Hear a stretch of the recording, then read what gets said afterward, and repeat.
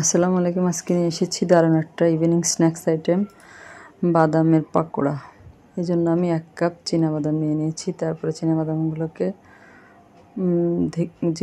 বাদামগুলো থেকে নষ্ট যে বাদামগুলো আছে ওগুলা আমি বেছে ফেলে দিয়েছি। তারপরে 3-4 বার পানি দিয়ে ভালো মতো ধুয়ে নিয়েছি যাতে কোনো বালি না থাকে বাদামের সাথে। তারপরে একটা প্যানে পরিমাণ মতো পানি দিয়ে বাদামগুলো দিয়ে দিলাম সিদ্ধ করার জন্য। তারপরে ঢাকনা দিয়ে আমি বাদামগুলো প্রায় 8-10 মিনিট সিদ্ধ করে নেব যাতে বাদামের পানিগুলো শুকিয়ে যায়। ওই পর্যন্ত সিদ্ধ করে নেব। আপনাদের কাছে একটা অনুরোধ, আমার রান্নার ভিডিওগুলো যদি আপনাদের ভালো লাগে তাহলে আমার চ্যানেলটা সাবস্ক্রাইব করবেন, একটা লাইক দিবেন, ভিডিওটা শেয়ার করবেন। এই যে আমার বাদামগুলো সিদ্ধ হয়ে গেছে, পানিগুলোও একেবারে শুকিয়ে গেছে। এই পর্যায়ে আমি বাদামগুলো ঠান্ডা করে নেব। ঠান্ডা হয়ে গেলে একটা ব্লেন্ডারের জাগে দিয়ে এটা আমি ব্লেন্ড করে নেব।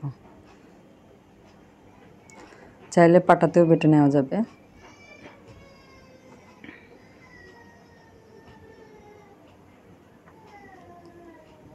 সবগুলো দিয়ে আমি ব্লেন্ড করে নেব, একেবারে মিহি পেস্ট করব না, এরকম করে নিয়েছি। তারপরে আমি একটা মিক্সিং বলে সবগুলা ব্লেন্ড করা বাদাম ঢেলে নিয়েছি। তারপরে এর সাথে দিয়ে দিলাম আমি 4 চা চামচ বেসন, 6 চা চামচ ব্রেড ক্রাম্বস, পরিমাণ মতো লবণ, হাফ চা চামচ আদা রসুন বাটা, প্রায় 1 মুঠো পেঁয়াজ কুচি করে দিয়ে দিলাম। সাথে দিয়ে দিলাম প্রায় 1.5 চা চামচ মরিচ গুঁড়া আর হাফ চা চামচ থেকে একটু কম গরম মশলা গুঁড়া দিয়ে আমি এগুলো ভালো মতো হাত দিয়ে ডলে ডলে মেখে নিব। চাইলে এর সাথে একটু পানিও ব্যবহার করা যাবে বা একটা ডিমও অ্যাড করা যাবে। আমি কিছু করলাম না, আমি এরকম লম্বা লম্বা শেপ করে পাকোড়াগুলো বানিয়ে নিয়েছি সবগুলা।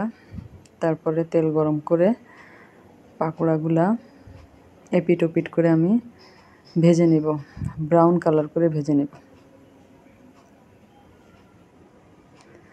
ভাজতে বেশি সময় লাগে না, অল্প সময়ের মধ্যে হয়ে যায়। এই যে এরকম হলে আমি উঠিয়ে নিব।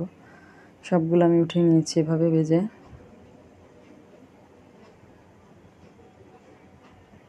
একটু টমেটো সসের সাথে এটা পরিবেশন করলে খেতে অনেক মজা। আপনারা বাসায় ট্রাই করবেন। আজ এ পর্যন্তই। আল্লাহ হাফেজ।